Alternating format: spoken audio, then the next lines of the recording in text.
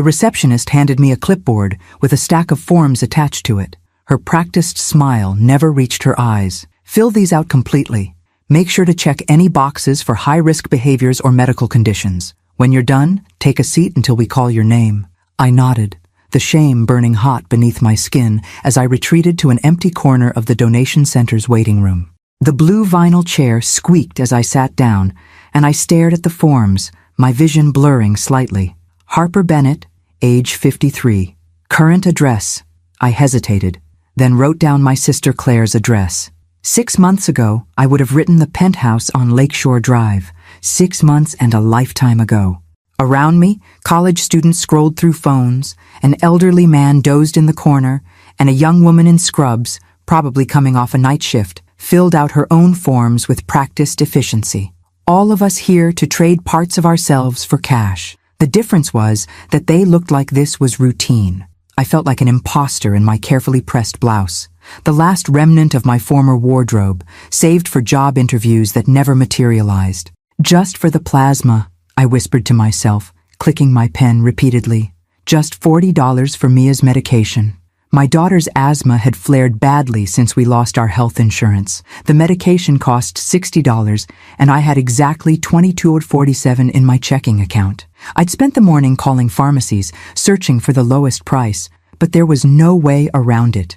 My daughter needed her inhaler, and I was out of options. I filled out the medical questionnaire with meticulous honesty. No recent tattoos, no travel to malaria-endemic countries in the past 6 months. A first in decades. I used to coordinate events around the world. No history of drug use. No, I hadn't recently been in prison. Have you ever fainted during a medical procedure? I checked no, though I considered checking yes, just to have someone attend to me a bit more carefully. I hadn't eaten since yesterday's lunch, a peanut butter sandwich at Claire's kitchen table while she was at work, the lowest moment of a day filled with low moments. Harper Bennett? A young woman in colorful scrubs stood at the doorway, clipboard in hand. I gathered my purse and followed her through to a small screening room with a blood pressure cuff and scale. First-time donor? She asked, gesturing for me to sit. Is it that obvious?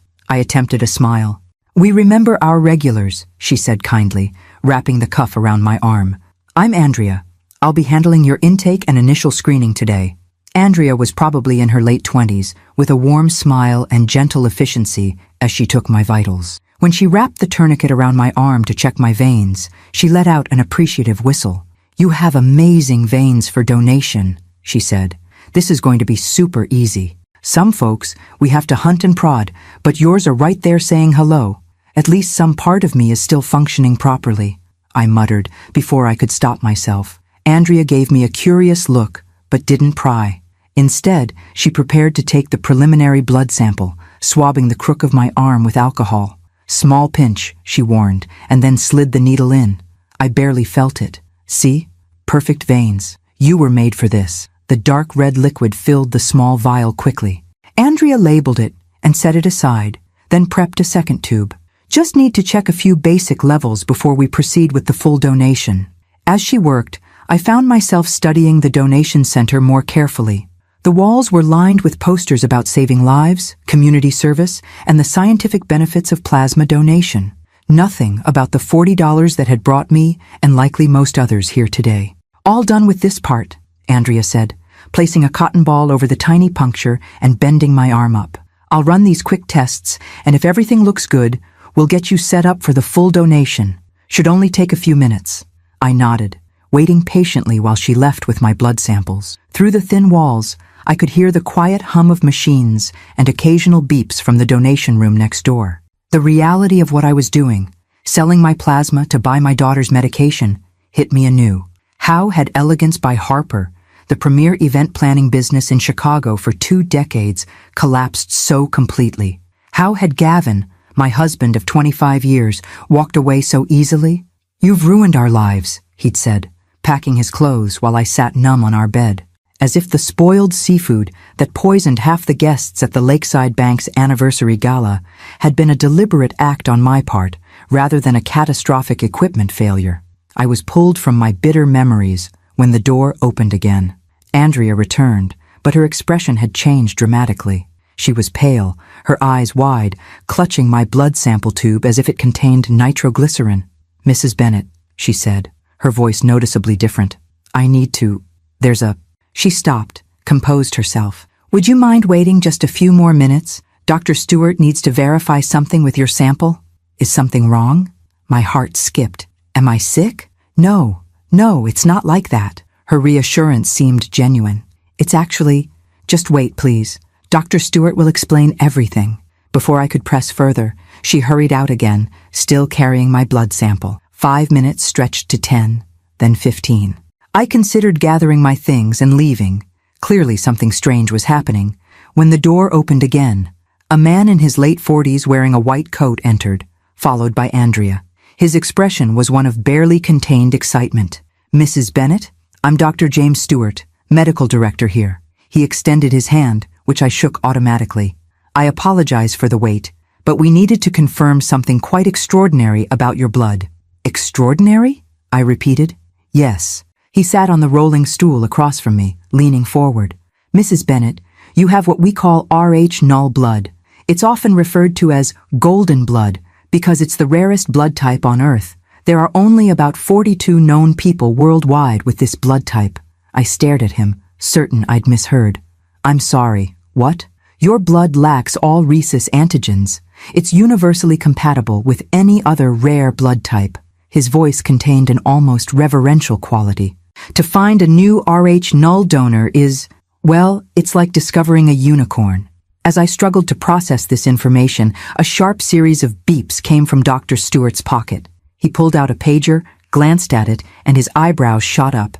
"Mrs. Bennet, would you excuse me for just a moment? This is urgent. I'll be right back to explain everything in more detail." He left the room in a rush, leaving me alone with Andrea, who was still looking at me like I'd sprouted wings. "What does this mean?" I asked her.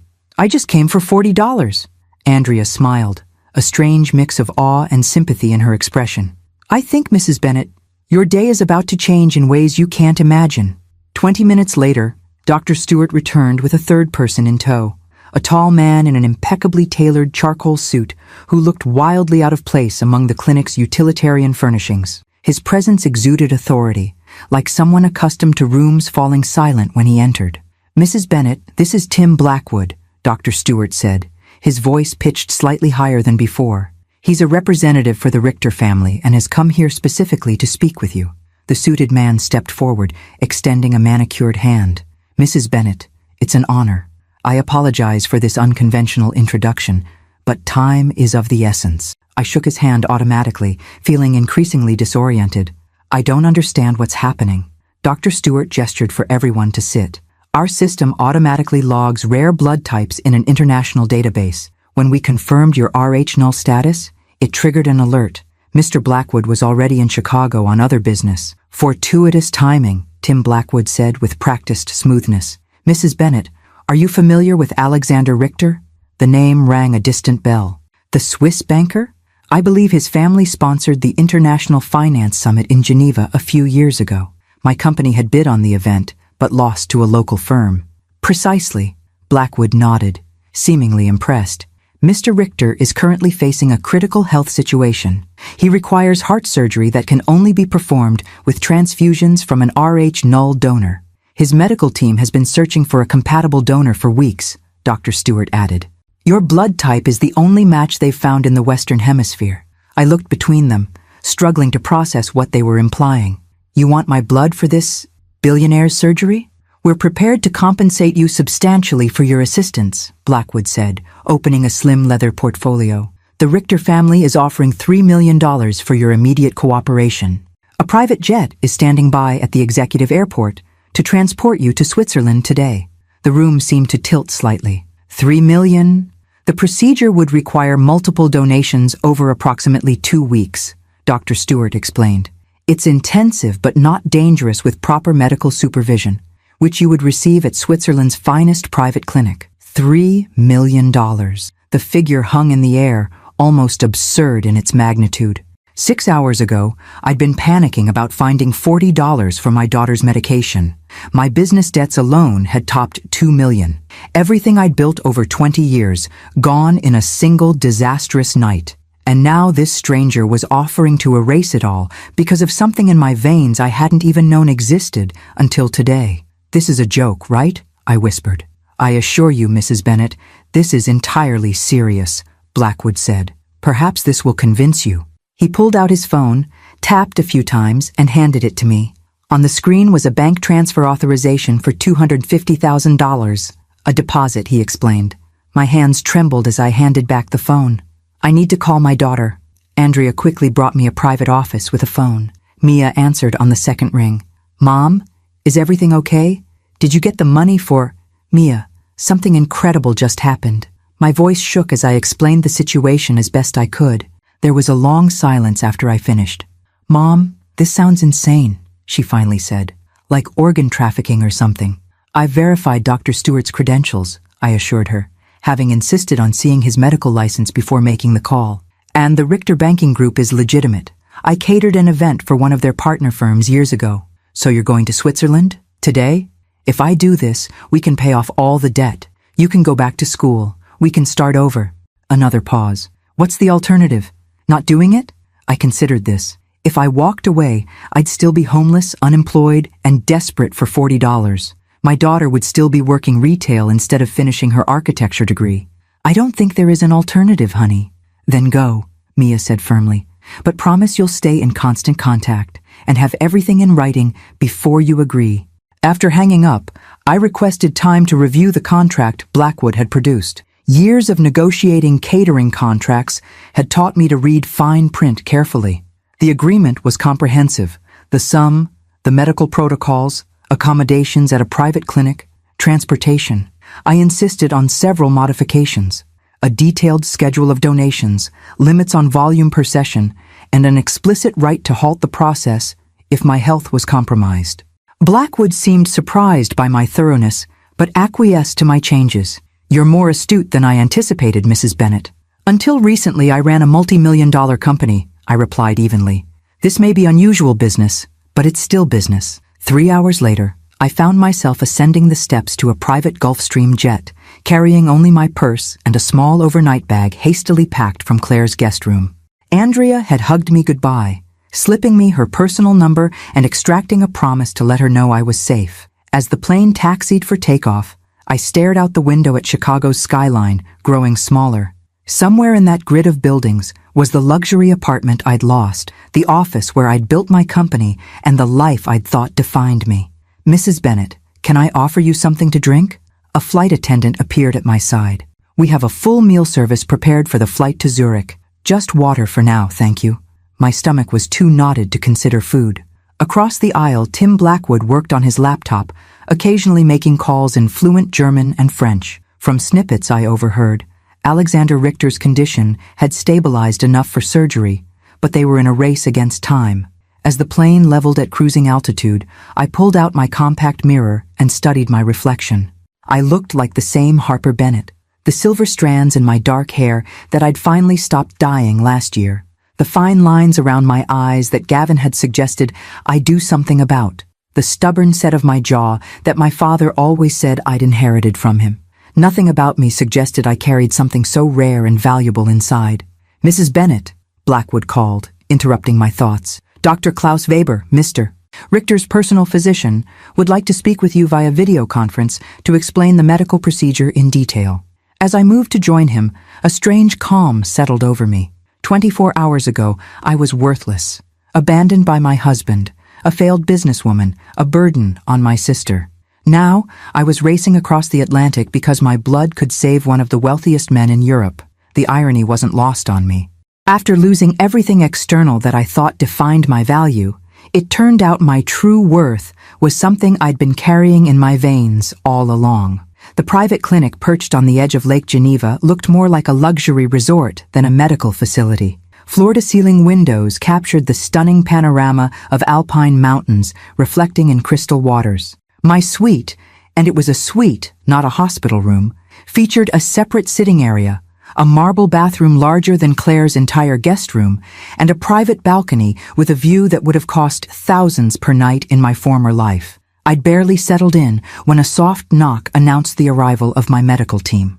Dr. Klaus Weber was a distinguished man in his 60s with silver hair and wire-rimmed glasses that gave him an academic air. He was accompanied by two nurses who exuded the quiet efficiency that defined Swiss healthcare.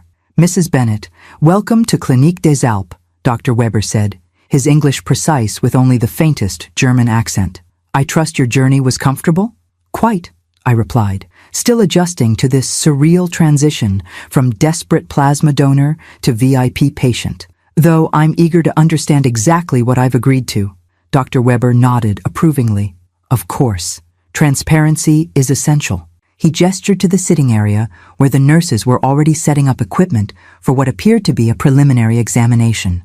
Over the next hour, Dr. Weber explained the procedure in meticulous detail. Alexander Richter suffered from a rare congenital heart defect that had recently deteriorated, requiring urgent surgery. The procedure was complex and would require multiple blood transfusions, but the real challenge was his immune system's hypersensitivity. Any blood except Rh0 would trigger a catastrophic reaction. "Your blood is, quite literally, the difference between life and death for Mr. Richter," Dr. Weber concluded. "We will require several donations before surgery and potentially more during his recovery phase." As he spoke, the nurses took my vitals, drew blood samples, and performed a comprehensive health assessment.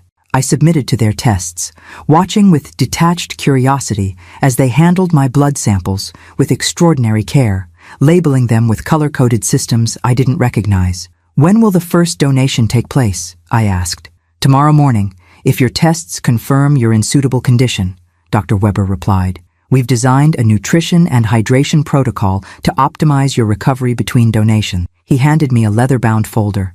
"Your complete schedule, dietary guidelines, and supplementation regimen are detailed here."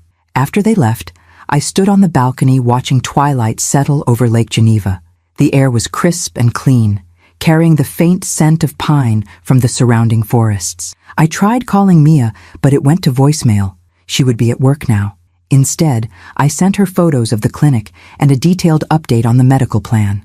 My phone buzzed with an incoming text just as I was finishing. To my surprise, it was from Gavin, my first contact from him in months that wasn't through lawyers. "Harper, heard rumors you're in Switzerland for some medical procedure. Are you ill? Should I be concerned?"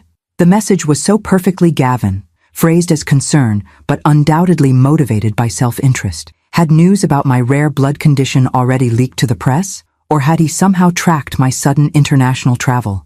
I typed and deleted several responses before settling on, "Not ill. Taking care of business. No need for concern." His reply came immediately. "We should talk when you return. I've been doing some thinking about our situation." I laughed out loud, the sound echoing across the empty suite. "I bet you have," I muttered, leaving him on read. The man who told me I'd ruined our lives, who emptied our joint accounts before I even knew what was happening, who moved in with his 32-year-old marketing coordinator while I was still reeling from the collapse of my business. That man suddenly wanted to talk, now that I might have access to millions. A knock interrupted my bitter reminiscence. When I opened the door, I found Tim Blackwood holding a garment bag. "Mrs. Bennett, I hope I'm not disturbing you," he said. "Mr. Richter has requested your presence at dinner, if you're feeling up to it." "Mr. Richter is here?" I asked, surprised. I assumed he'd be in intensive care. "He's in the private wing," Blackwood explained. "Against medical advice, he insists on meeting the woman whose blood will save his life. The dinner will be brief and carefully monitored by Dr. Weber." He handed me the garment bag. "We took the liberty of providing appropriate attire, as we understood your travel arrangements were hastily made." Inside was an elegant black dress that looked suspiciously my size, along with shoes and a simple pearl necklace. The presumption might have offended me once, but pragmatism overrode pride. I hadn't packed anything suitable for dining with a billionaire. 90 minutes later, I was escorted to a private dining room where Alexander Richter awaited. My first impression was of a man whose physical frailty contrasted sharply with his commanding presence. Tall and gaunt, with deep-set eyes that evaluated me with unsettling intensity, he rose slowly as I entered, leaning slightly on an ornate walking stick. "Mrs. Bennett," he said, his voice surprisingly strong, "please join me." He gestured to the chair across from him at a small table elegantly set for two. A nurse stood discreetly in the corner, monitoring his vital signs remotely on a tablet. "Mr. Richter," I acknowledged, taking the offered seat. "I must admit, this isn't how I expected my day to unfold when I woke this morning." A ghost of a smile touched his lips. "Nor did I anticipate meeting the woman whose veins hold the key to my survival." He poured water from a crystal carafe. "Tell me, what circumstances led you to that donation center in Chicago today?" The directness of his question caught me off guard.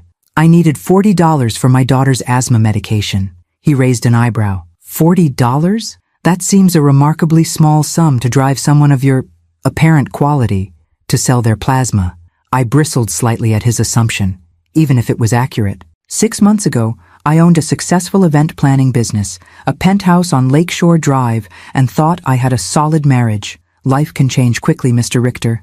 "Indeed it can," he agreed, studying me with renewed interest as servers silently appeared with our first course. "What happened?" Perhaps it was the surreality of the situation or simple exhaustion, but I found myself telling him the unvarnished truth about the catastrophic equipment failure that poisoned half the guests at the Lakeside Bank Gala, the lawsuits that followed, the supplier who declared bankruptcy leaving me liable, and finally, Gavin's abandonment when our assets evaporated. "So, this morning, I needed $40 I didn't have," I concluded, realizing I'd barely touched my food during this recounting. "And now I'm dining in Switzerland with a man prepared to pay millions for my blood. Life is nothing if not unpredictable." Richter listened without interruption, his expression inscrutable. When I finished, he was quiet for a moment before responding.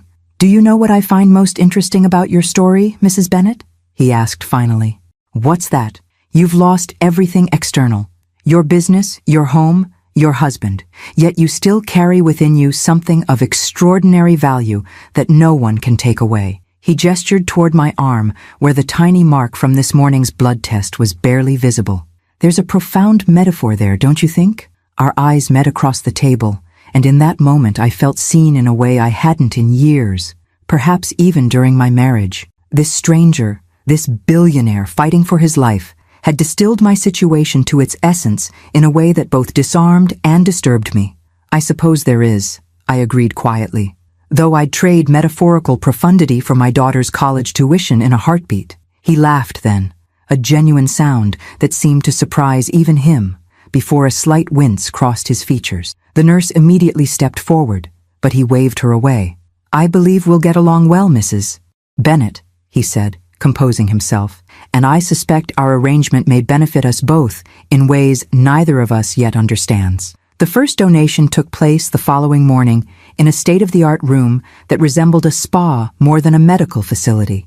I reclined on a heated leather chair as Dr. Weber's team prepared their equipment with choreographed precision.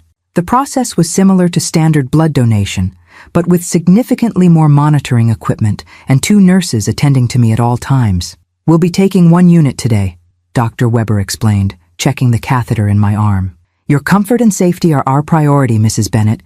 If you experience any discomfort, please alert us immediately." I nodded, watching my dark red blood flow through the tube and into a specialized collection bag. The rich crimson liquid that had been worthless to me yesterday was now being handled like liquid gold. "What makes my blood so special?" I asked, genuinely curious. "I understand it's rare, but what exactly is different about it?" Dr. Weber adjusted his glasses, seemingly pleased by my interest. "Most people have rhesus antigens, protein markers, on their red blood cells. You have none. Your blood lacks all 61 possible rhesus antigens, making it compatible with any blood type in emergency situations. More importantly, for Mr. Richter's case, your blood won't trigger the severe immune response that would occur with standard transfusions. And no one in his family is a match? Blood type isn't simply inherited like eye color," he explained. "Rh null is caused by a specific genetic mutation. The odds of finding it in his family were negligible." The donation took less than 15 minutes, but Dr. Weber insisted I remain for observation for 2 hours afterward. A chef delivered a gourmet meal rich in iron and proteins, along with fresh-pressed juice and mineral supplements. The level of care was extraordinary, a stark contrast to the assembly line approach I'd expected at the Chicago Donation Center. When I returned to my suite, I found a small gift box waiting on the coffee table with a handwritten note from Alexander Richter, A token of appreciation for today's contribution. The first of many, I hope. AR. Inside was a delicate platinum bracelet with a single ruby charm. Simple but elegant and undoubtedly expensive. I set it aside, unsure about the propriety of accepting such a gift, and called Mia. "Mom," she answered immediately. "I was about to call you. Are you okay? Did they take your blood yet?" "Just finished," I assured her. The procedure was easy, much more pleasant than I imagined the donation center would have been. I described the clinic and the meticulous care I was receiving. "That's good," she said, but I detected hesitation in her voice. "What's wrong, honey?" "Dad showed up at Aunt Claire's looking for you." Her tone hardened. "When Claire told him you were in Switzerland, he started asking all these questions about why and who you were with. He seemed, I don't know, calculating." I sighed, unsurprised. "He texted me yesterday. Did he mention wanting to talk when I get back?" "Yes. He told Claire he'd been rethinking things and realized he'd acted hastily. Can you believe that?" "Unfortunately, I can." I moved to the balcony, staring out at the lake. "Has anything about my blood condition hit the news?" "Nothing specific, but there was a small article about the Richter banking group preparing for a major medical procedure involving their CEO. It mentioned flying in a critical medical resource from America. Maybe he connected the dots? Gavin had always been astute about following money. If he'd caught even a whisper of my potential windfall, he would reappear like a shark scenting blood. An ironic metaphor given the circumstances. "Mom," Mia continued, her voice dropping, You wouldn't consider getting back together with him, would you?" "Absolutely not," I said firmly. 25 years of marriage ended the moment he walked out. No amount of money changes that. After we hung up, I spent the afternoon resting as instructed, flipping through Swiss magazines without really seeing them. My mind kept returning to Alexander Richter's observation, how I'd lost everything external, yet still carried something of extraordinary value inside me. The metaphor wasn't lost on me, but I couldn't help wondering, was my value now reduced to this biological quirk? Was I merely a resource again, this time for my blood instead of my event planning expertise? A knock interrupted my brooding. Andrea Rodriguez, the nurse from Chicago, stood at my door, her familiar face a surprising comfort in this foreign environment. "Andrea, what are you doing here?" I exclaimed. She smiled broadly. "Dr. Stewart arranged for me to join the medical team. Since I was the first to identify your Rh null status, they thought I might be helpful during the donation process." She looked around the suite, clearly impressed. "Quite a step up from our clinic, isn't it?" We settled in the sitting area, and Andrea's presence eased some of my isolation. She explained that she'd specialized in rare blood disorders during her training before financial necessity pushed her toward the steadier income of the donation center. "How are you holding up?" she asked. "It's a lot to process in 24 hours. "It's surreal," I admitted. "Yesterday I was desperate for $40, and today a billionaire gave me a ruby bracelet for 1 unit of blood." Andrea's eyes widened. "He gave you jewelry?" I showed her the bracelet, still in its box. "Is that inappropriate?" "I haven't decided whether to accept it. It's unusual," she said carefully. "In normal medical practice, there are strict ethical guidelines about gifts between patients and donors, but nothing about this situation is normal." We were interrupted by Tim Blackwood, who appeared with an update on the schedule. My blood work showed excellent recovery, and they wanted to proceed with a second donation the following morning. The surgery was tentatively scheduled for 3 days later. "Mr. Richter has also requested another meeting with you tomorrow evening," Blackwood added. "He found your conversation stimulating and believes reducing his stress levels will benefit his pre-surgical condition." "Is that medically sound? Or is he using his condition to get what he wants?" I asked bluntly. Blackwood's expression remained professional, but I caught a flicker of amusement in his eyes. "In my experience, Mrs. Bennett, with Mr. Richter, those two things are rarely mutually exclusive." After he left, Andrea gave me a concerned look. "Just be careful about boundaries, Harper. The power dynamic here is already complicated enough." She was right, of course. I was simultaneously invaluable and vulnerable. The literal lifeblood for a man accustomed to wielding enormous power, yet dependent on his financial rescue. I needed to navigate this strange relationship carefully. That evening, I received another text from Gavin. "Called Claire looking for you. Why didn't you tell me about Switzerland? What medical procedure requires international travel? We should discuss this together, as family." I stared at the message, anger bubbling up from some deep reservoir I thought had run dry months ago. As family? I said aloud to the empty room. The audacity was breathtaking. The man who'd emptied our accounts and moved in with another woman while I was still shell-shocked from losing my business now wanted to invoke family ties? I typed a reply, deleting and rewriting several times before settling on. We're not family anymore, Gavin. You made that abundantly clear when you left. My medical decisions are no longer your concern. His response came immediately. Don't be hasty, Harper. People make mistakes. I've been thinking a lot about us lately. I bet you have, I muttered, setting my phone aside without responding. I moved to the window, watching lights twinkle along the shoreline of Lake Geneva. Tomorrow, they would take more of my blood, this substance that had suddenly transformed me from worthless to priceless in the eyes of the world. But its value had always been there, unrecognized, flowing through my veins every day of my life. The realization brought an unexpected sense of peace. Whatever happened with Alexander Richter, whatever Gavin was plotting, whatever the future held, I carried my true worth within me, and always had. By the third day, the clinic staff had settled into a routine around my presence. The morning nurses greeted me by name, the chef prepared my post-donation meals according to my preferences, and even Tim Blackwood had softened his formal demeanor slightly. I'd donated 2 units of blood, with a third scheduled for tomorrow, and my body was holding up well thanks to the meticulous care I was receiving. What I hadn't expected was Alexander Richter's continued interest in my company. After our initial dinner, he'd requested another meeting, and then another. Each conversation revealed more layers to this complex man who held such power in the financial world, yet now found himself utterly dependent on a stranger's biological quirk. You didn't have to accept, you know, he remarked during our third meeting, a lunch in the clinic's private garden. Despite his frail appearance, he insisted on being outdoors whenever possible. You could have named your price, demanded 10 million, 20. In my position, I would have paid it.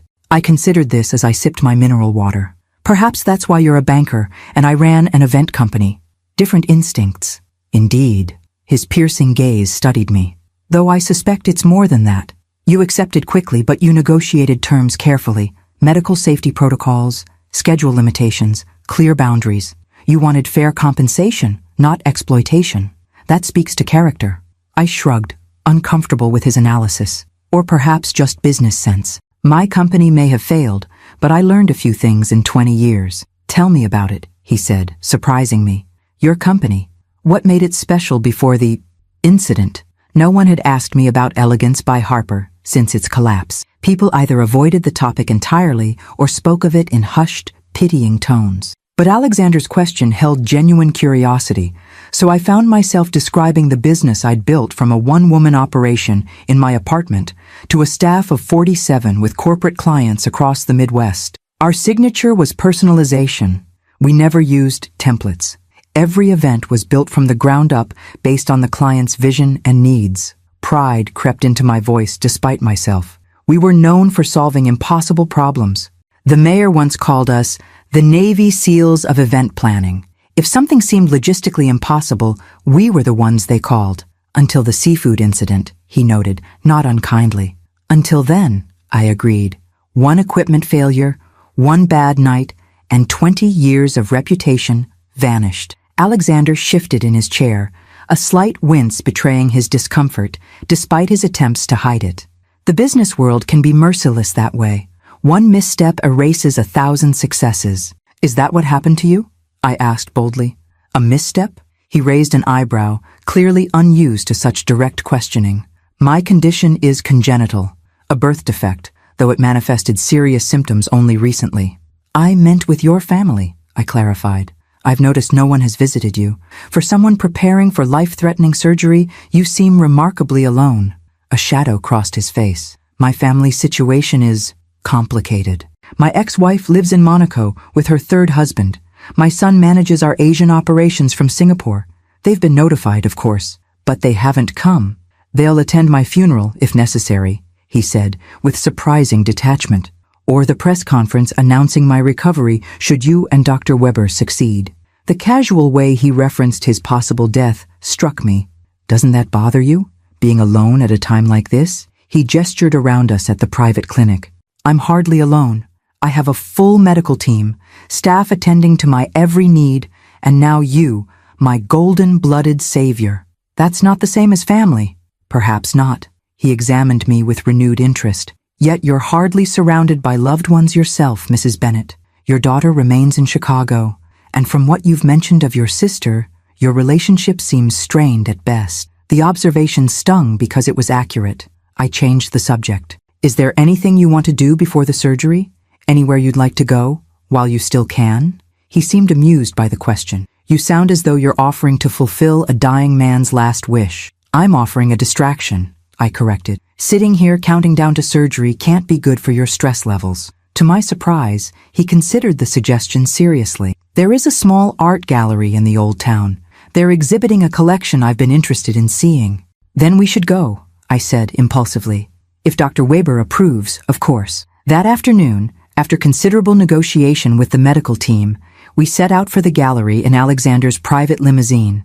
A nurse accompanied us, discreetly monitoring his vitals via a small device he wore beneath his immaculate suit. The gallery had been closed to the public for our visit, another reminder of the power this man wielded even from his sickbed. The exhibition featured contemporary European artists exploring themes of transience and permanence, a subject that struck me as almost too on the nose given our circumstances.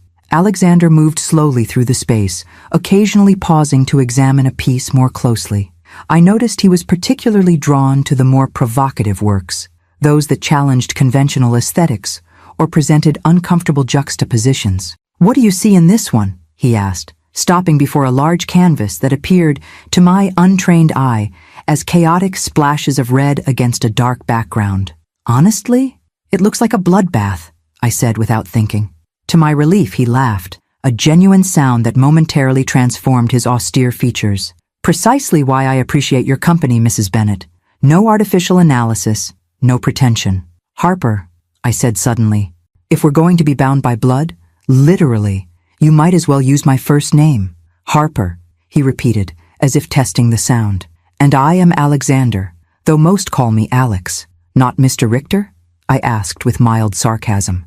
Only those who want something from me, he replied wryly.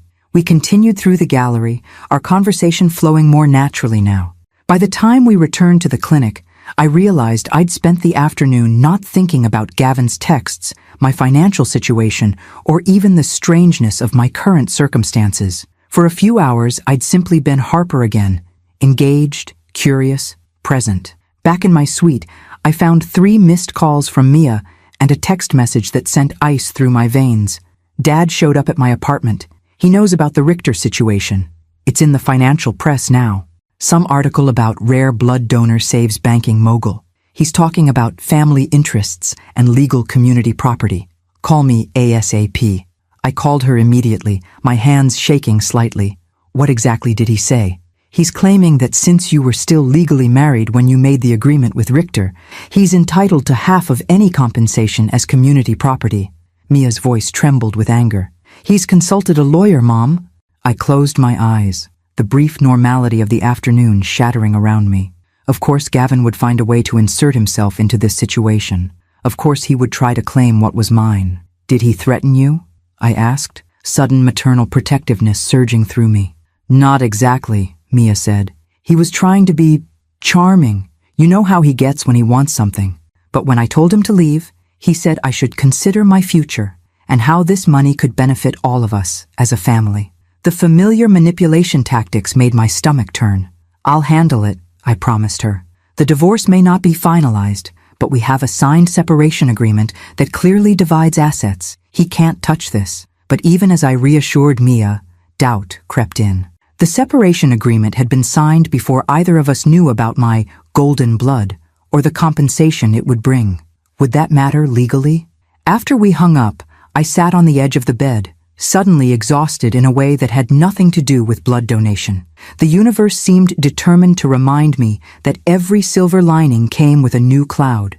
I'd found an unexpected lifeline, only to have Gavin's grasping hands reaching for it. A soft knock at my door interrupted my thoughts. Andrea stood there, concern evident on her face. Bad news from home? She asked. You look like you've seen a ghost. My ex, I explained wearily. He's making noises about claiming half the Richter money. Andrea's expression hardened. Some people really show their true colors when money's involved, don't they? Gavin showed his true colors months ago, I replied. This is just the encore performance. The morning of Alexander's surgery dawned clear and crisp, the Alps razor-sharp against a perfect blue sky. I'd made my final pre-surgery donation the previous day and felt surprisingly strong, thanks to the clinic's aggressive nutritional support and rest protocols. From my balcony, I watched the medical helicopter land on the clinic's roof, bringing, I presumed, the specialized surgical team that would perform the procedure. My phone buzzed with a text from Mia. Thinking of you today. Let me know how everything goes with Mr. R's surgery. I smiled at my daughter's thoughtfulness. Despite everything she'd been through, her education interrupted, her stable life upended, her father's betrayal, Mia still maintained her innate empathy. I'd done something right in raising her at least. There had been no further contact from Gavin since I'd instructed my divorce attorney to send him a firmly worded cease and desist letter. Whether that would deter him remained to be seen.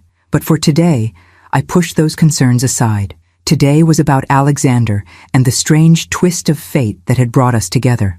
A knock announced Tim Blackwood, more formally dressed than usual in a dark suit and tie. Mrs. Bennett, Harper, he corrected himself, adopting the more personal address Alexander had initiated. Mr. Richter has asked to see you before the surgery. Is that allowed? I asked, surprised. I thought they'd be preparing him already. They are, Blackwood confirmed. This is unorthodox, but he was quite insistent. I followed him to the surgical wing, where I was given sterile garments to wear over my clothes before being allowed into a pre-operative room. Alexander lay on a gurney, various monitors attached to his lean frame, an IV already in place. He looked smaller somehow, more vulnerable, the hospital gown replacing his usual bespoke suits. Harper, he said when he saw me, his voice steady despite the circumstances. Thank you for coming. Of course, I replied, moving closer. How are you feeling? Physically? About as one would expect before having one's chest cracked open. His attempt at humor couldn't quite mask the tension in his voice. Mentally? That's why I asked to see you. He gestured for me to come closer, lowering his voice so the nurse across the room couldn't hear.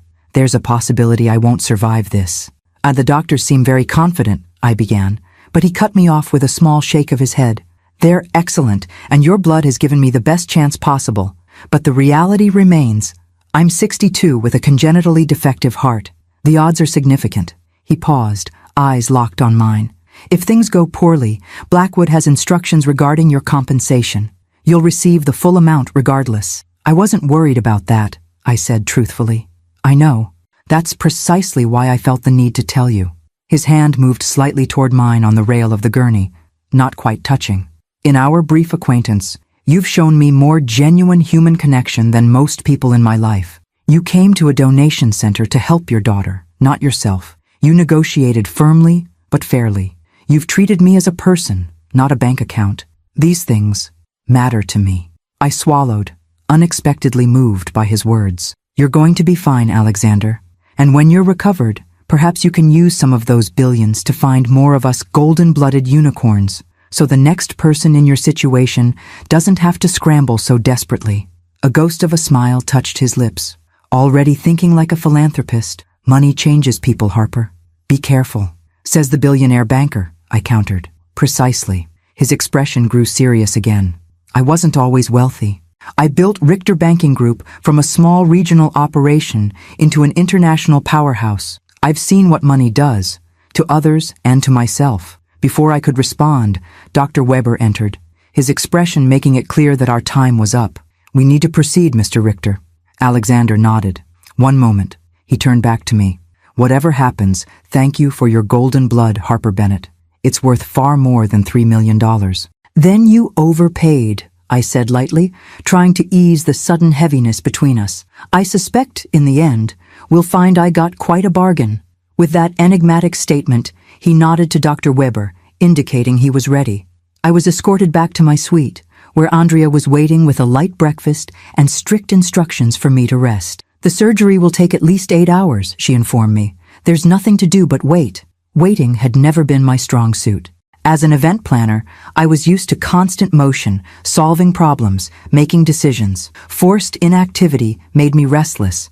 After picking at my breakfast, I tried reading, then watching television, then scrolling through news sites on my tablet, anything to distract from the strange anxiety I felt about Alexander's surgery. "You're really worried about him, aren't you?" Andrea observed, bringing me tea mid-morning. "Is that strange?" I asked. A week ago, I'd never heard of him. "Now I'm pacing about like a concerned friend," she suggested. "It's not strange. You've literally given your blood to save his life. That creates a connection." "It's more than that," I admitted. "We've talked a lot these past days. He's not what I expected."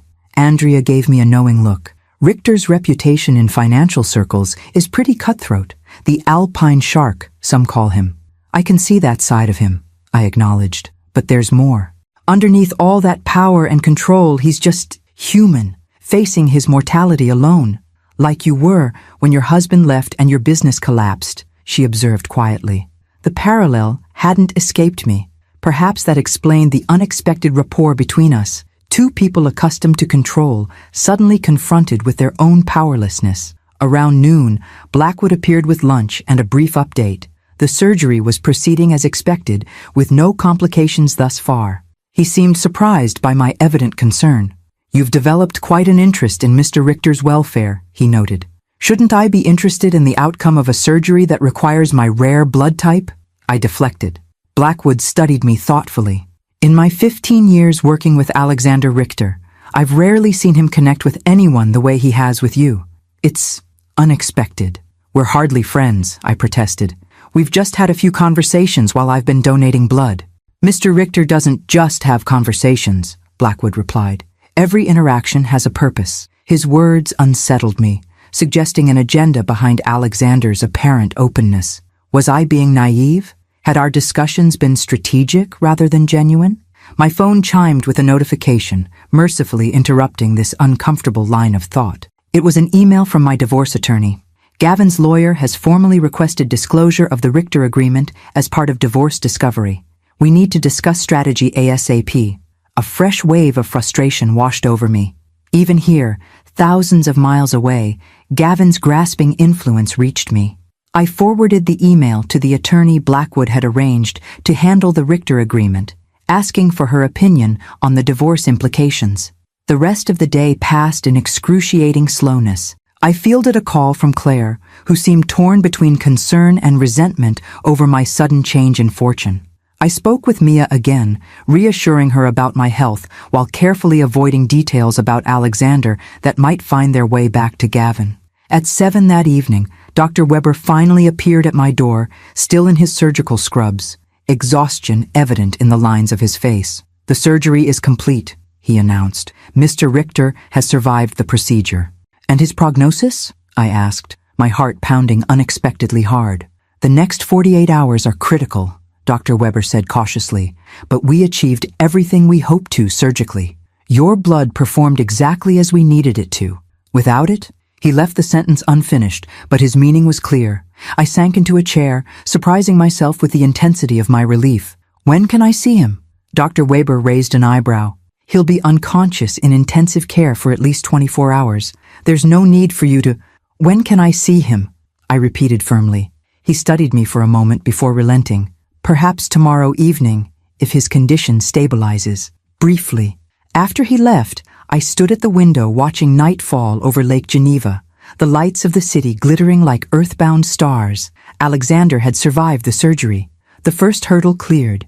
Why this mattered so much to me, beyond the practical implications of our agreement, was a question I wasn't quite ready to examine. Alexander remained in intensive care for 3 days, his recovery proceeding more slowly than the medical team had hoped, but without major complication. During this time, I found myself in a strange limbo, no longer actively donating blood, but not yet released to return home. Blackwood explained that I needed to remain available for potential additional donations during Alexander's recovery phase, but I suspected there was more to my continued presence at the clinic than medical necessity. On the 4th day post-surgery, I was finally permitted to visit Alexander. He was awake but heavily medicated, his usual sharp alertness dulled by painkillers and fatigue. Various tubes and monitors connected him to machines that beeped and hummed, tracking his vital functions with clinical precision. "Harper," he said when he saw me, his voice a rasp of its usual resonance. "You're still here." "Where else would I be?" I replied, taking the chair beside his bed. "Someone has to make sure all that golden blood wasn't wasted." A ghost of his usual smile touched his pale lips. "Always practical." We sat in companionable silence for several minutes, the beeping monitors a strange counterpoint to the unspoken current between us. Finally, he spoke again, each word clearly requiring effort. "I had a dream during surgery. You were there." "Was I planning an event?" I asked lightly. "No."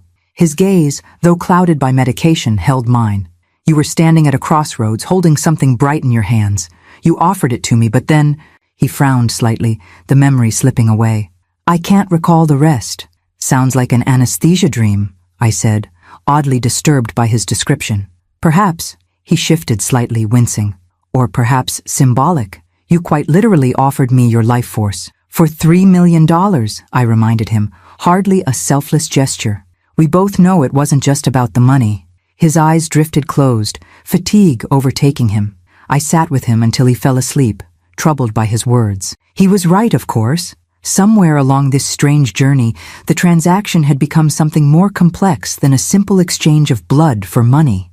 I'd begun to care about this man, his recovery, his future, his solitary existence despite his vast wealth. It was unexpected and slightly alarming. As I left the ICU, I nearly collided with a tall, impeccably dressed Asian man who shared Alexander's sharp features and penetrating gaze, though softened by youth. "Mrs. Bennett, I presume," he said, extending his hand. "David Richter, Alexander's son." I shook his hand, noting his firm grip and assessing gaze. "You've come from Singapore?" As soon as I could arrange it. A flicker of something, defensiveness perhaps, crossed his face. Contrary to whatever my father may have implied, his family does care about his welfare. "He said very little about his family," I replied diplomatically. David's expression suggested he didn't believe me, but he let it pass.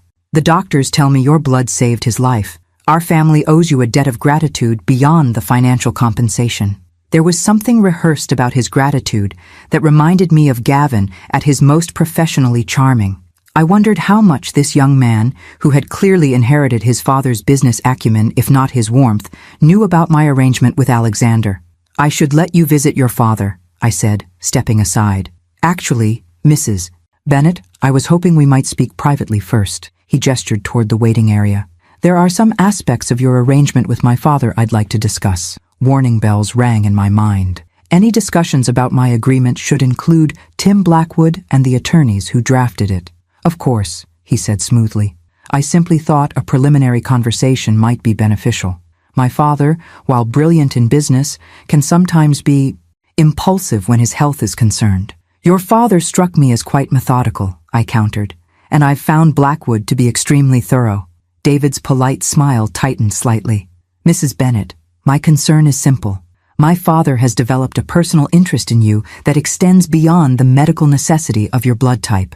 This could complicate matters when he's thinking more clearly." The implication was clear. He believed I was somehow manipulating Alexander during his vulnerability. The suggestion stung more than it should have. "Mr. Richter, I have no designs on your father or his fortune beyond our existing agreement." I met his gaze directly. "I came here to donate blood and be fairly compensated for it.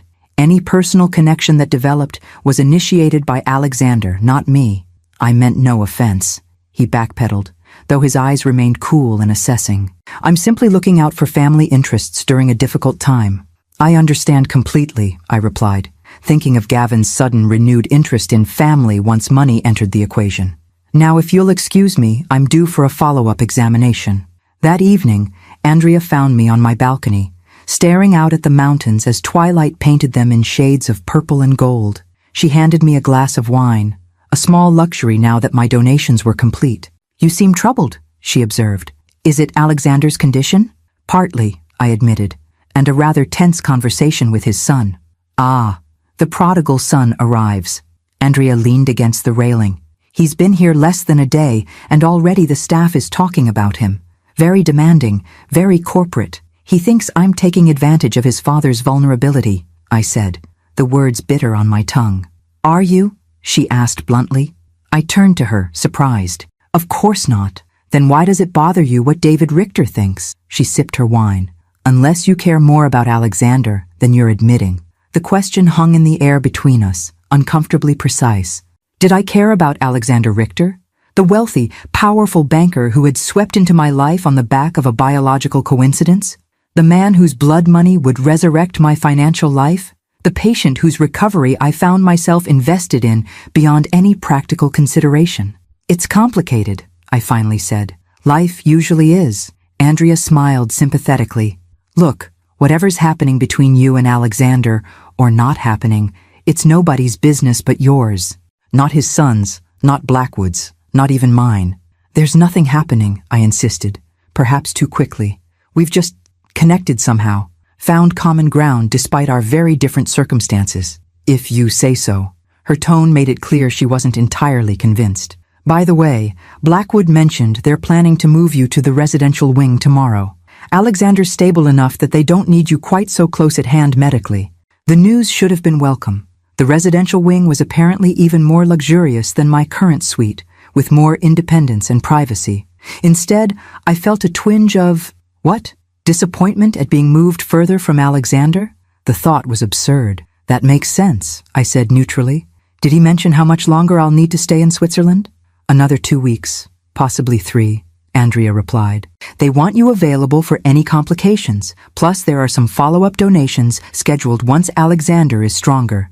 2 more weeks in this strange bubble, suspended between my old life and whatever came next. 2 more weeks of conversations with Alexander, watching him recover, navigating the complex dynamics with his son and staff. 2 more weeks before I had to face Gavin and his legal maneuvers, before I had to decide what to do with my unexpected wealth, before I had to rebuild my life from the ground up. What will you do when you go back? Andrea asked, as if reading my thoughts. I took a long sip of wine, considering. Start over, I suppose. Pay off my debts. Find a place to live. Help Me.I return to school. And professionally? The question gave me pause. I hadn't thought much beyond the immediate financial relief the Richter payment would provide. My catering and event business was irreparably damaged, not just financially, but reputationally. Starting over in the same industry would be an uphill battle at best. I don't know, I admitted. 20 years in one business doesn't prepare you well for a midlife career change. Unless, Andrea suggested, you use what you've learned about crisis and recovery to help others navigate similar situations. The idea resonated unexpectedly, echoing conversations I'd had with Alexander about transforming failure into opportunity. Before I could explore it further, my phone buzzed with a text from Blackwood. Mr. Richter is asking for you. If you're available, he seems quite insistent despite medical advice to rest. I showed Andrea the message, and she raised an eyebrow. Nothing happening, He's probably just bored and restless, I said, setting down my wine glass. You know how terrible patients can be. Oh, I do, she agreed with a knowing smile. Especially when they only want to see one specific visitor. I ignored her implication and headed back inside to change before returning to the ICU. Whatever was happening between Alexander and me, this unexpected connection, this mutual recognition of something I couldn't quite name, it deserved exploration, not denial. And if his son or anyone else had opinions about it, well, I'd survived the collapse of my business and marriage. I could certainly handle a disapproving heir to a banking fortune. The residential wing of Clinique des Alpes resembled a 5-star alpine resort more than any medical facility I'd ever encountered. My new suite featured a full kitchen, a living area with a fireplace, and floor-to-ceiling windows that framed the mountains like a living painting. Under different circumstances, I might have reveled in such luxury, but my thoughts remained distracted, split between concerns about Alexander's recovery, Gavin's legal maneuvers back home, and my own uncertain future.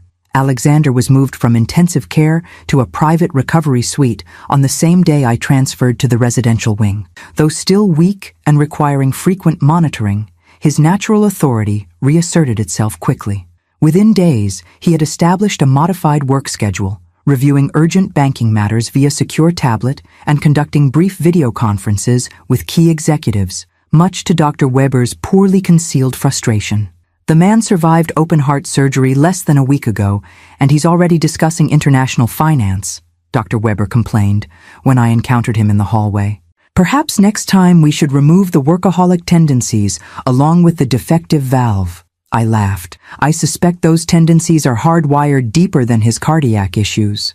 Then you understand him well already, the doctor observed with a shrewd glance before continuing on his rounds. The comment lingered with me as I made my way to Alexander's suite for what had become our daily afternoon conversation, ostensibly to monitor my recovery as a donor, but in reality, a mutual respite from our respective situations. Today, I found him sitting up in a reclining chair rather than his bed, color gradually returning to his gaunt features. "You look stronger," I remarked, taking my usual seat beside him. "Appearances can be deceiving," he replied wryly. "But yes, progress is being made, thanks in no small part to your golden contribution." "How are things with David?" I asked, noting the stack of financial reports on his side table. Clearly his son's doing. Alexander's expression tightened almost imperceptibly. "David is being David, efficiently managing the family business, while simultaneously reminding me of my mortality and his readiness to assume control. He seems concerned about your welfare," I offered diplomatically. "And about my relationship with you," Alexander added bluntly. "He took me aside yesterday to express concern that I might be, how did he phrase it, developing inappropriate attachments due to medical vulnerability." Heat rushed to my face. He implied something similar to me. "I apologize for my son's presumption. David sees the world primarily through the lens of risk management and asset protection." His tone was matter of fact, but I detected a hint of regret beneath it. A trait he inherited from me, I'm afraid. "You seem to have developed other perspectives," I observed. "Nothing clarifies one's priorities quite like facing death." He adjusted his position slightly, wincing at the movement. "Speaking of clarity, I've been thinking about your situation upon returning to Chicago." The abrupt change of subject caught me off guard. "My situation? Your ex-husband's legal maneuvering? Your professional future? Your daughter's education?" He gestured to a folder on his table. "I've taken the liberty of having Blackwood research some options." I stiffened. "I don't recall asking for assistance beyond our original agreement." Alexander studied me, his gaze sharp despite his weakened state. "You're offended." "I'm surprised," I corrected, though he wasn't entirely wrong. "I'm capable of managing my own affairs." "Of course you are. But why struggle unnecessarily when I have resources that might prove useful?" He pushed the folder toward me. "Consider it repayment of a debt that extends beyond our financial arrangement." I hesitated, torn between pride and practicality. Finally, curiosity won out, and I opened the folder. Inside were several documents. An analysis of Illinois divorce law regarding separation agreements and subsequently discovered assets, information about an exclusive arts college in Europe with a renowned architecture program, and most surprisingly, a detailed business plan for a consultation firm specializing in crisis recovery for businesses facing catastrophic setbacks. "What is this?" I asked, holding up the business plan. "An idea sparked by our conversations." Alexander's expression remained neutral, but I detected a hint of uncertainty in his eyes. "You have a unique perspective. Someone who built a successful business, experienced a catastrophic failure, and is now rebuilding. That knowledge is valuable." I flipped through the meticulously prepared projections, market analysis, and potential client profiles. The concept was compelling, using my experience to help other businesses navigate crises and recovery. A way to transform my personal disaster into professional wisdom. "This is thorough," I said finally, unsure how to feel about him developing such a detailed plan without my knowledge. "I have excellent analysts," he replied simply, "and considerable experience recognizing untapped potential." "Is that what I am? Untapped potential?" The question came out more sharply than I intended. "You're many things, Harper Bennett," he said quietly, "most of which have nothing to do with business opportunities or blood type." The air between us shifted, charged with unspoken currents. Before I could respond, a knock at the door announced the arrival of Dr. Weber for Alexander's scheduled examination. Relieved and frustrated in equal measure by the interruption, I excused myself, taking the folder with me. Back in my suite, I spread the contents across the coffee table, examining each document more carefully. The divorce analysis confirmed what my own attorney had suggested. Gavin's claim on the Richter payment was tenuous at best, especially given the explicit division of assets in our separation agreement. The information about the arts college revealed it offered a scholarship program for international students with exceptional portfolios, something Mia might qualify for with her remarkable design work. But it was the business plan that kept drawing my attention. Eventuality Consulting, the proposed name, with the tagline, Beyond Crisis Management. The concept was elegant in its simplicity, leveraging my experience to help businesses navigate catastrophic setbacks, not just surviving, but emerging stronger. Had Alexander somehow extracted this vision from our conversations, or had he recognized something in me that I hadn't yet acknowledged in myself? The thought was both flattering and unsettling. My phone rang, interrupting my contemplation. It was Mia. "Mom, have you checked your email today?" she asked without preamble, excitement vibrating in her voice. "No, why?" "I got the strangest message from the International College of Design in Geneva. They're inviting me to submit my portfolio for a full scholarship program.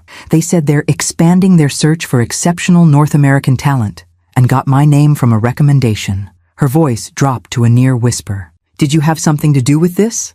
I glanced at the college brochure still lying open on my table. "Not directly," I hedged. "Was it him? Mr. Richter?" Mia was too perceptive by half. "Mom, is something going on between you two?" "He's a patient whose life I helped save through a biological coincidence," I replied, avoiding the question. "And he's apparently prone to grand gestures of gratitude." "Uh-huh." Mia's skepticism was evident even across an ocean. "Well, whatever's happening, I'm submitting my portfolio. This school is incredible. Their architecture program is ranked among the top 5 globally." After we hung up, I sat staring at the business plan again. Alexander's grand gesture was far more than mere gratitude. He had offered not just financial compensation, but a potential future for Mia and for me. A path forward that built upon my past rather than trying to erase it. The question was, why? What did Alexander Richter gain from investing in my future beyond our blood arrangement? Was this another business transaction to him? A philanthropy project? Or something more personal that neither of us was quite ready to name?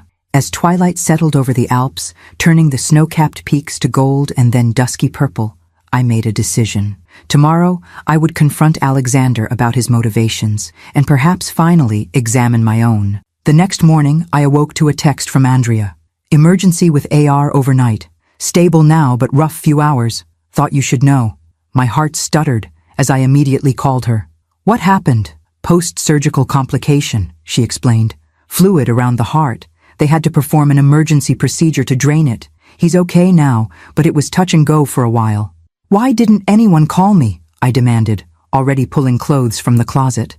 A slight pause. "He specifically asked them not to disturb you." That stubborn, infuriating man. I dressed quickly and made my way to the medical wing, where I found David pacing outside his father's room, looking rumpled and exhausted in what were clearly yesterday's clothes. "Mrs. Bennett," he acknowledged stiffly. "I'm surprised they notified you." "They didn't," I replied, choosing not to elaborate on my source. "How is he?" "Stabilized. Dr. Weber says the immediate danger has passed." A muscle twitched in David's jaw. "Father is asking for you, actually. Has been since he regained consciousness, despite my presence at his bedside all night." The thinly veiled resentment in his tone might have offended me a week ago. Now, I simply felt sympathy for this young man watching his formidable father's mortality manifest so starkly, while simultaneously feeling replaced in the sick room by a stranger. "Your father values you greatly," I said, softening my tone.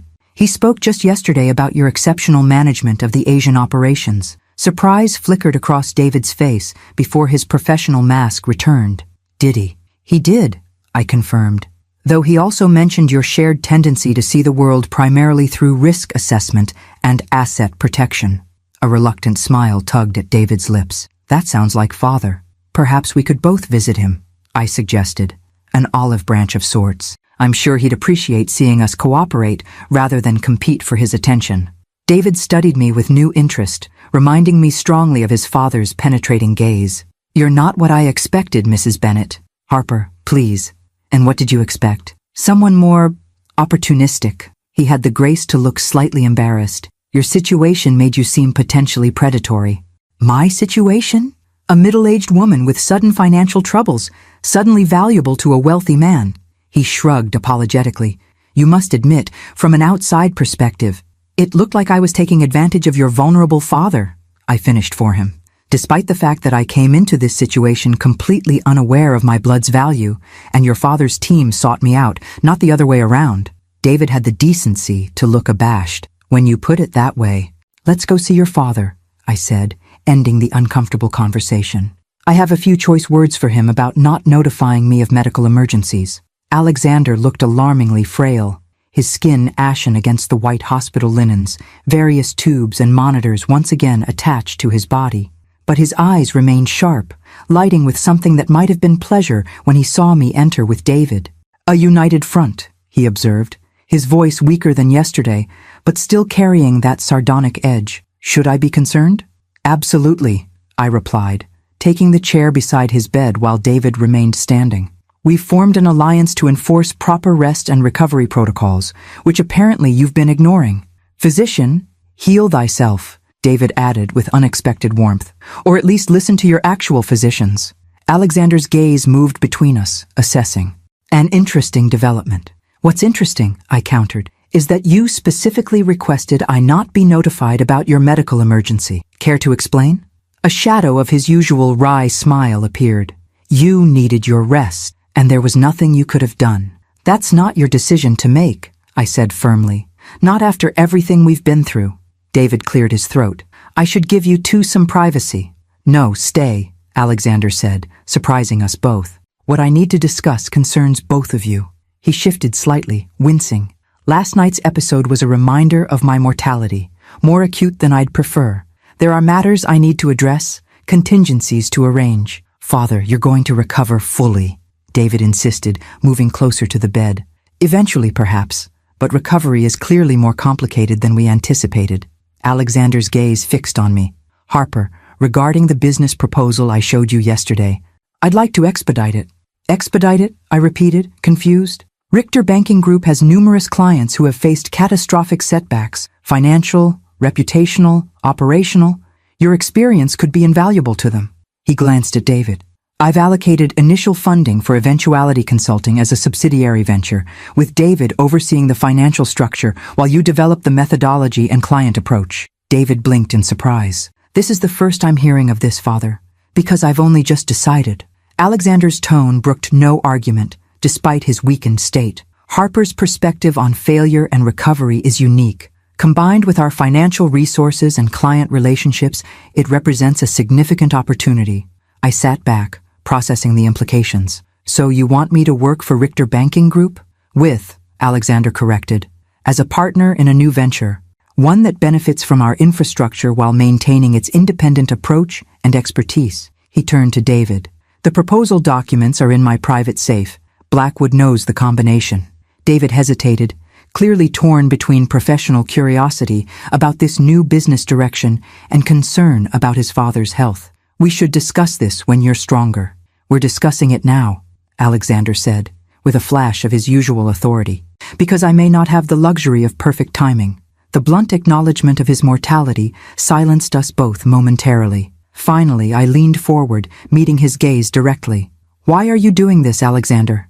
The truth, his eyes, sunken with exhaustion, but still piercingly intelligent, held mine. Because some debts can't be paid with money alone. Because talent shouldn't be wasted due to circumstance. Because you rebuilt me with your blood, and I would offer the same opportunity for rebuilding in return. The raw honesty in his voice struck me deeply. This wasn't merely a business proposition or philanthropic gesture. It was something more personal. A recognition of shared experience despite our vastly different circumstances. David, watching this exchange with evident fascination, cleared his throat. I'll retrieve those documents and give them proper review. If you're serious about this venture, Father, it deserves thorough diligence. After he left, silence settled between Alexander and me. Finally, he spoke again, his voice quieter. You haven't answered, Harper. Would you consider it? I studied him. This complex man who had upended my life as completely as my blood had transformed his. I'm not certain I'm ready to build something new from the ashes of my old life, especially something so closely tied to you and your family. Because of my son's suspicions? Or your own? Both, perhaps. I hesitated, then decided on complete honesty. I'm not entirely sure what's happening between us, Alexander. Whatever it is, it complicates a business relationship. His expression softened almost imperceptibly. Yes, it does. And yet you're proposing one anyway. I'm providing an opportunity. What you build with it, professionally or otherwise, remains your choice. He shifted again, a grimace of pain crossing his features. Last night, when they were rushing me back to surgery, I had a moment of perfect clarity. Do you know what I regretted most in that moment? I shook my head. Not the business deals I've missed, or the wealth I've accumulated, or even the relationships I've neglected. What I regretted was the possibility of not seeing what you would do next, how you would rebuild your life with or without the resources I could offer.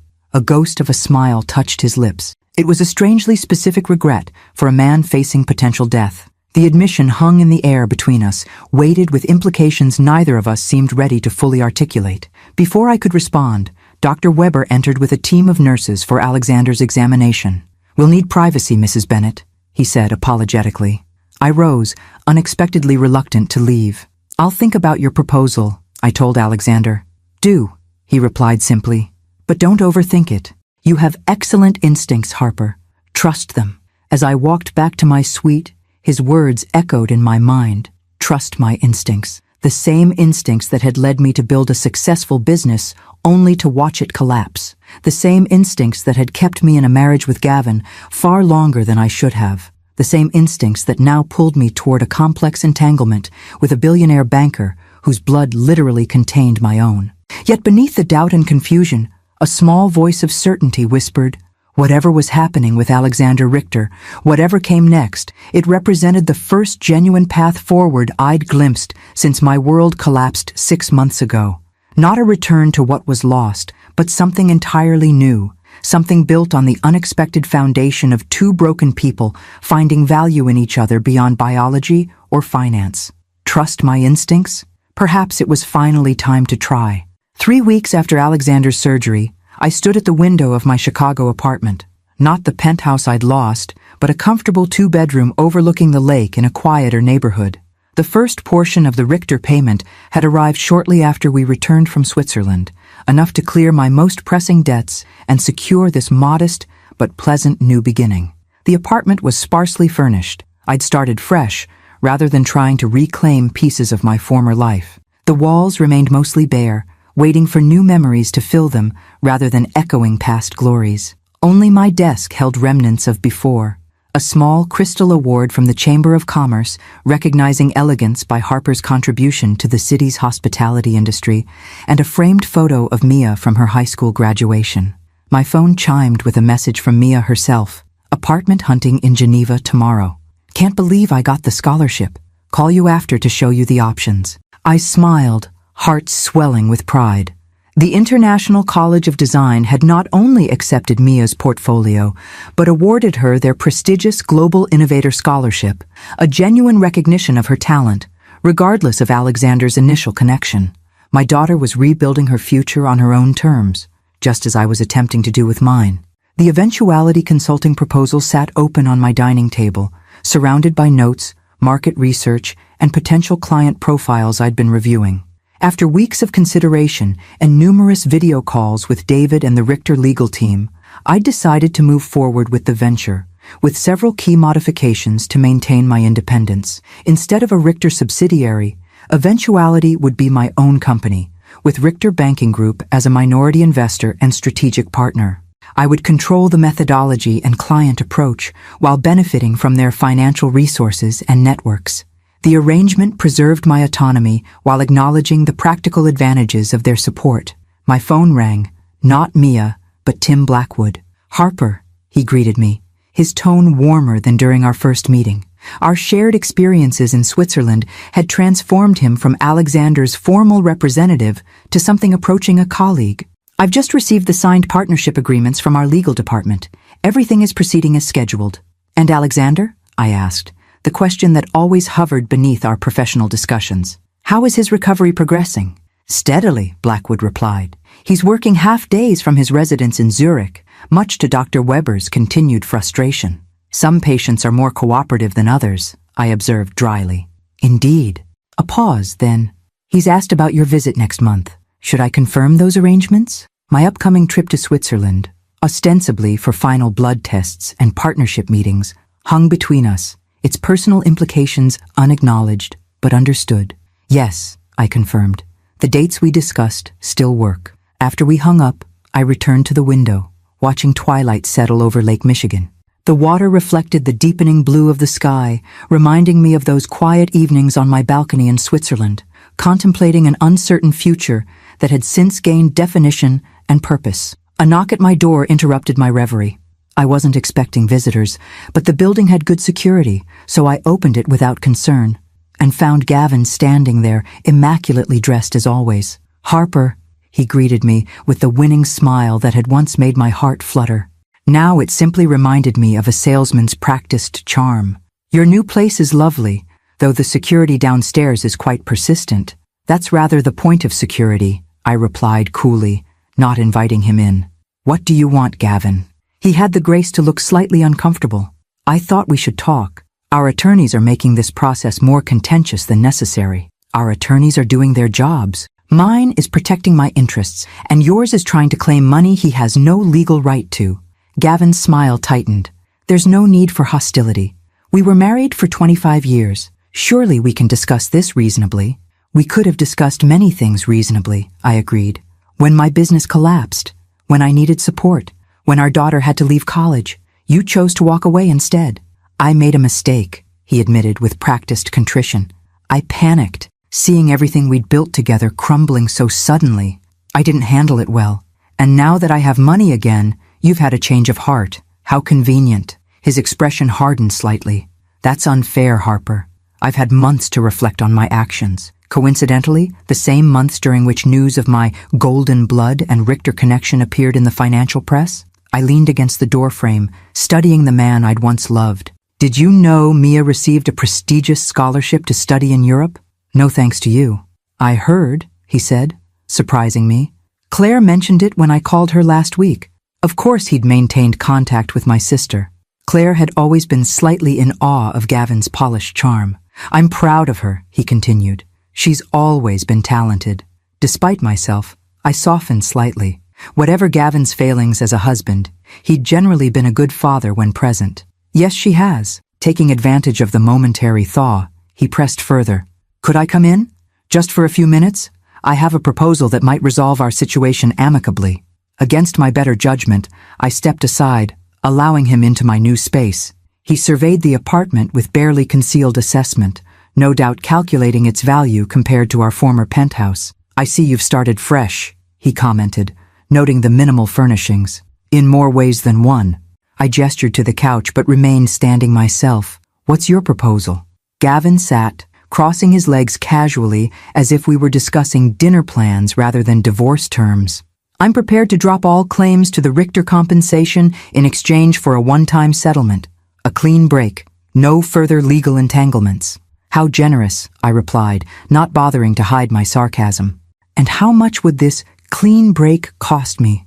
He named a figure that, while substantial, was far less than his lawyers had been demanding. Under different circumstances, I might have considered it simply to end the conflict, but something had fundamentally changed in me since that day at the donation center. "No," I said simply. His confident expression faltered. "No? Your claim has no legal merit, Gavin.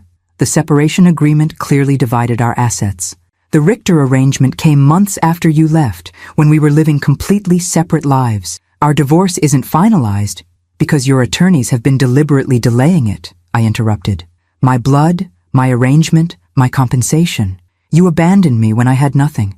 You don't get to return now that I have something." He stood, the charming facade cracking to reveal the calculation beneath. "This new confidence doesn't suit you, Harper. Alexander Richter may have put stars in your eyes with his billions and business opportunities, but you're out of your depth. You always have been in the financial realm.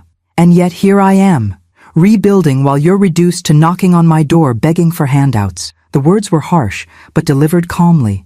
Without the emotional turmoil such a confrontation would have triggered months ago. My attorneys will contact yours with our final position. This conversation is over. After showing him out, I returned to the window, surprised by my own composure. 6 months ago, Gavin's abandonment had devastated me. Now, his reappearance barely ruffled my equilibrium. My phone rang again. Alexander this time, as if conjured by Gavin's accusations. "Is this a bad time?" he asked when I answered, the connection crystal clear despite the ocean between us. "Actually, it's perfect timing," I replied, settling into my reading chair. "Gavin just left." Ah, a world of understanding in that single syllable. And how did that encounter go? Better than expected. For me at least, probably not for his ego. Alexander's soft chuckle warmed me despite the distance. I wish I could have witnessed it. "You're quite formidable when properly motivated." "A quality we apparently share," I observed. "Blackwood says you're working half days against medical advice." "Blackwood reports too thoroughly," he grumbled, though without real annoyance. "How are the partnership arrangements proceeding?" We discussed business for several minutes, the structure of eventuality consulting, potential early clients, marketing approaches, before drifting into more personal territory. "Have you decided yet?" he asked finally, the question I'd been expecting. I gazed out at the darkening lake, considering my answer carefully. Alexander had presented me with a secondary proposal alongside the business venture, one far more personal in nature. After his recovery, he'd suggested spending 6 months in Chicago, ostensibly to help launch Eventuality, but with the unspoken purpose of exploring whatever connection had developed between us. "Yes," I said, having finally reached the decision during Gavin's visit. "I think we should see what this is between us, without the extraordinary circumstances of hospitals and billion-dollar banking empires clouding the issue."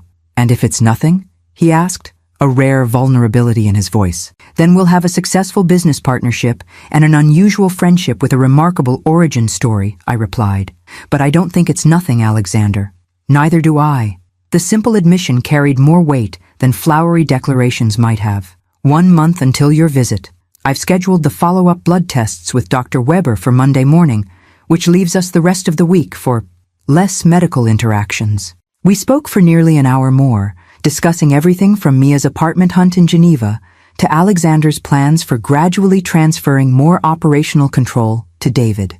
There was an ease to our conversation that belied the complexities of our situation, the age difference, the geographical distance, the vast disparity in our financial worlds, even with my improved circumstances. After we hung up, I moved to my desk and picked up the small vial I kept there, a token doctor Weber had given me before I left Switzerland, containing a tiny sample of my golden blood preserved in a clear resin pendant. In the lamplight, it glowed a deep, rich crimson, the physical embodiment of the extraordinary value I'd carried within me all along, unrecognized until a moment of desperate need revealed it. I returned to the dining table and reached for a blank notebook. At the top of the first page, I wrote, "Eventuality Beyond Crisis Management." Then below it, Chapter 1, The Value Within. My story wasn't just about blood, or money, or even unexpected second chances. It was about discovering that true worth exists, independent of external validation or circumstance, a lesson I hope to share with others facing their own moments of collapse and reinvention. Outside, the Chicago skyline sparkled against the night sky, as beautiful from this new vantage point as it had been from my penthouse, just different. Like my life itself, irrevocably changed, yet somehow more authentic than before, not defined by what I'd lost, but by what I'd found within myself. Golden blood, yes, but also resilience, clarity, and the courage to begin again. Not an ending, but a continuation, on my own terms, in my own way, with unexpected allies and opportunities I could never have imagined when I walked into that donation center seeking $40 and found millions instead. Millions.